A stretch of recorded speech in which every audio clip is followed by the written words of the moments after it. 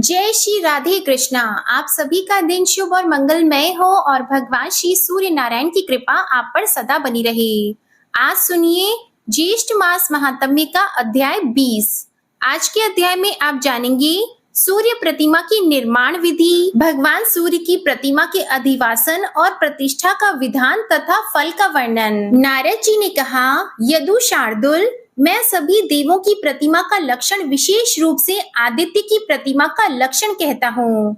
1 हाथ, 2 हाथ, 3 हाथ अथवा 3.5 हाथ लंबी या देवालय के द्वार के प्रमाण के अनुसार भगवान की सूर्य की प्रतिमा का निर्माण कराना चाहिए। 1 हाथ की प्रतिमा सौम्य होती है, 2 हाथ की धन धान्य देती है, 3 हाथ की प्रतिमा से सभी कार्य सिद्ध होते हैं, 3.5 हाथ की लंबी प्रतिमा की स्थापना से राष्ट्र में सुभिक्ष, कल्याण और आरोग्य की प्राप्ति होती है। प्रतिमा के अग्रभाग, मध्य भाग और मूल भाग में सौम्य होने पर उसको गांधर्वी प्रतिमा कहते हैं। वह धन धान्य प्रदान करती है। देवालय के द्वार का जितना विस्तार हो उसके 8वें अंश के समान प्रतिमा बनवानी चाहिए।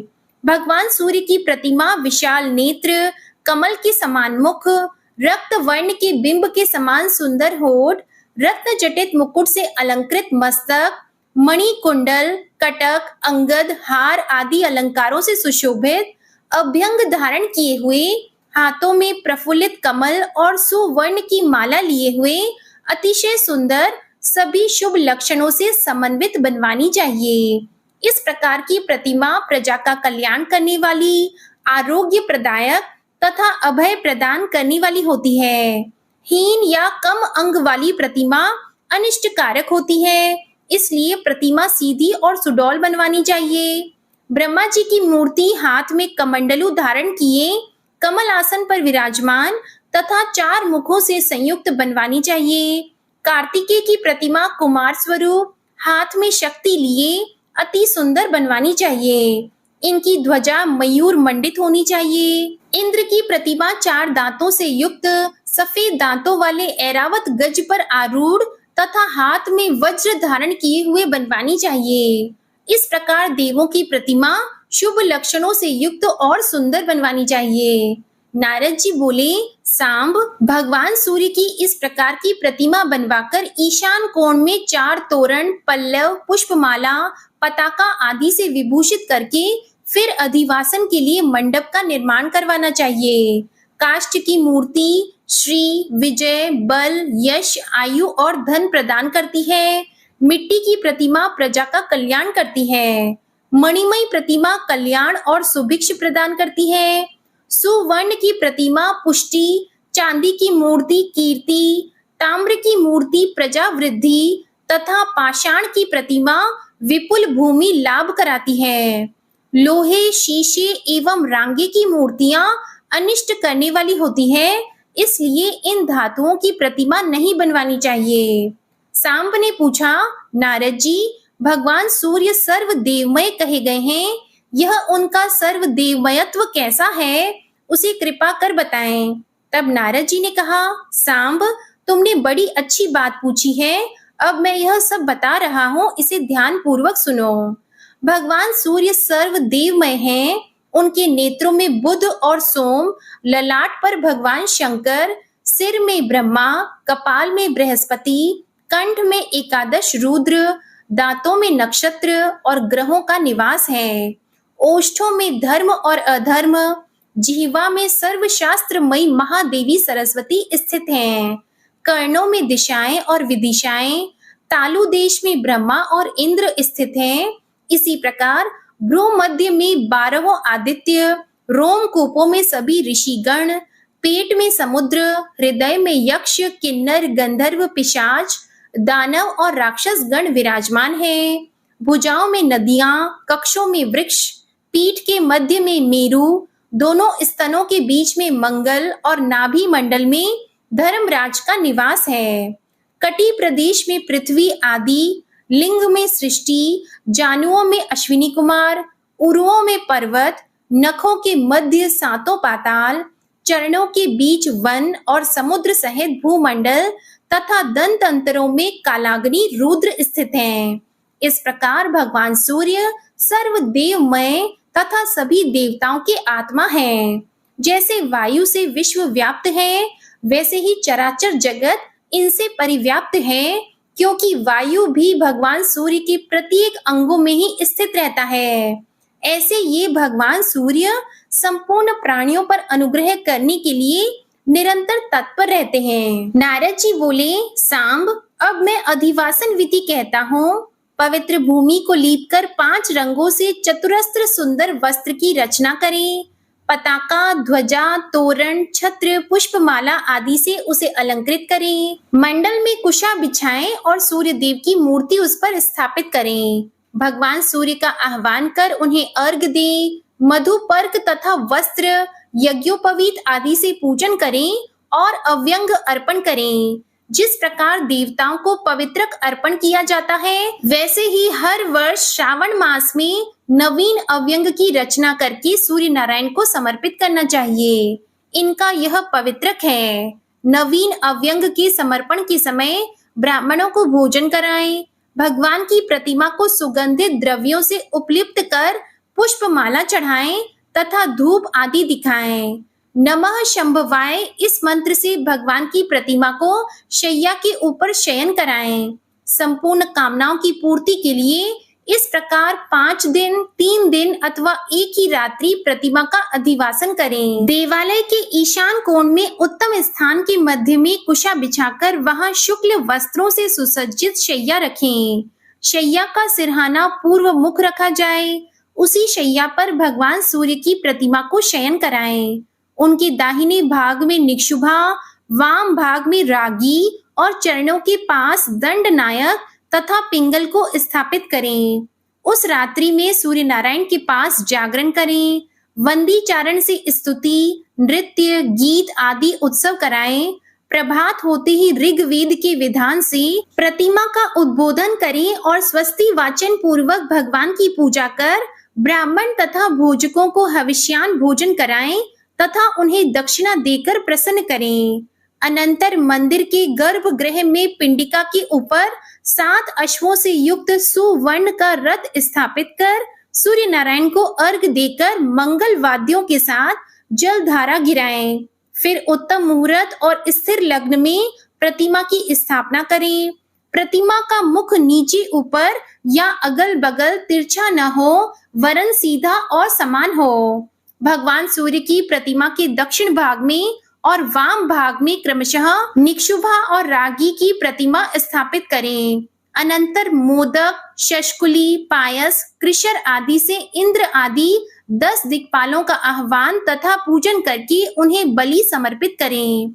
इसके अनंतर स्तुतियों तथा विविध उपचारों से सूर्य देव का पूजन करके ब्राह्मण और भोजकों को भोजन कराएं और उन्हें दक्षिणा दें। इस प्रकार भक्तों द्वारा भक्ति पूर्वक प्रतिमा की स्थापना किए जाने पर वह उनकी सभी प्रकार कल्याण, मंगल और सुख समृद्धि की वृद्धि करती है और उसमें भगवान सूर्य का नित्य सानिध्य रहता है।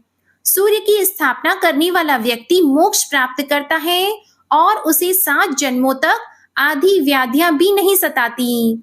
3 दिनों तक प्रतिष्ठा के उत्सवों में सम्मिलित रहने वाला व्यक्ति सूर्य लोक को जाता है। सूर्य नारायण की प्रतिमा की स्थापना करने से 10 अश्वमेध तथा 100 वाजपेय यज्ञों का फल भी प्राप्त होता है। मंदिर की ईंट जब तक चूर्ण नहीं हो जाती तब तक मंदिर बनवाने वाला पुरुष स्वर्ग सुख भोगता है। सूर्य मंदिर के जीर्णोद्धार करने का पुण्य इससे भी अधिक है। जो पुरुष मंदिर का निर्माण कराकर प्राणियों की सृष्टि, स्थिति एवं प्रलय के हेतुभूत सुरश्रेष्ठ भगवान सूर्य की प्रतिमा स्थापित करता है, वह संसार के सब सुखों को भोगकर 100 कल्पों तक सूर्य लोक में निवास करता है। मंदिर में इतिहास पुराण का पाठ भी करना चाहिए। इसी प्रकार अन्य देवताओं की प्रतिमाओं का भी शय्यावास तथा उद्बोधन करें और शुभ मुहूर्त में उन प्रतिमाओं को यथा स्थान पिंडिका पर स्थापित करके पूजन करना चाहिए। जय श्री कृष्णा। आज का अध्याय यहीं समाप्त हुआ। इसके आगे का वृतांत आप अगले अध्याय में सुनिएगा। अब आप सुनिए विष्णु चालीसा का पाठ। विष्णु सुनिए विनय सेवक की चित लाए, कीरत कुछ वर्णन करूं, दीजिए ज्ञान बताए। नमो विष्णु भगवान खरारी, कष्ट नशावन अखिल बिहारी। प्रबल जगत में शक्ति तुम्हारी, त्रिभुवन फैल रही उजियारी। सुंदर रूप मनोहर सूरत, सरल स्वभाव मोहनी मूरत। तन पर पीतांबर अति सोहत, बैजंती माला मन मोहत। शंख चक्र कर गदा विराजे, देखत दैत्य असुर दल भाजे। सत्य धर्म मद लोभन गाजे, काम क्रोध मद लोभन छाजे। संत भक्त सज्जन मन रंजन, दनुज असुर दुष्टन दल गंजन। सुख उपजाए कष्ट सब भंजन, दोष मिटाय करत जन सज्जन। पाप काट भव सिंधु उतारण, कष्ट नाश कर भक्त उबारण। करत अनेक रूप प्रभु धारण, केवल आप भक्ति के कारण। धरणी धेनु बन तुम ही पुकारा, तब तुम रूप राम का धारा। भार उतार असुर दल मारा, रावण आदिक को संहारा। आप वराह रूप बनाया, हिरण्याक्ष को मार गिराया। धर्मस्य तन सिंधु बनाया, 14 रत्नन को निकलाया। अमिलख असुरन द्वंद मचाया, रूप मोहिनी आप दिखाया। देवों को अमृत पान कराया, असुरन को छवि से बहलाया। कूर्म रूप धर सिंधु मझाया, मंदराचल गिरि तुरत उठाया। शंकर का तुम फंद छुड़ाया, भस्मासुर को रूप दिखाया। वेदन को जब असुर डुबाया, कर प्रबंध उन्हें ढूंढवाया। मोहित बन कर खल ही नचाया, उस ही कर से भस्म कराया। असुर जलंधर अति बलदाई, शंकर से उनकी न लड़ाई। हार पार शिव सकल बनाई, कीन सती से छल खल जाई। सुमिरन कीन तुम्हें शिव रानी, बतलाई सब विपत कहानी। तब तुम बने मुनीश्वर ज्ञानी, वृंदा की सब सुरति भुलानी। देख 3 धनुज शैतानी, वृंदा आए तुम्हें लपटानी। हो स्पर्श धर्म क्षति मानी, हना असुर उर शिव शैतानी। तुमने ध्रुव प्रहलाद उबारे, हिरणाकुश आदिक खल मारे। गणिका और अजामिल तारे, बहुत भक्त भव सिंधु उतारे। हरहु सकल संताप हमारे, कृपा करहु हरि सिरजनहारे। देखहु मैं निज दर्श तुम्हारे, दीप बंधु भक्तन हितकारे। चाहता आपका सेवक दर्शन, करहु दया अपनी मधुसूदन। जानो नहीं योग्य जब पूजन, होय यज्ञ स्तुति अनुमोदन। शील दया संतोष सुलक्षण, विदित नहीं व्रत बोध विलक्षण। करहु आपका किस विधि पूजन, कुमति विलोक होत दुख भीषण। करहु प्रणाम कौन विधि सुमिरन, कौन भांति मैं करहु समर्पण। सुर मुनि करत सदा सेवकाई, हर्षित रहत परम गति पाई। दीन दुखिन पर सदा सहाई, निज जन जान लेव अपनाई। पाप दोष संताप नशाओ, भव बंधन से मुक्त कराओ। सुत संपत्ति दे सुख उपजाओ, निज चरणन का दास बनाओ।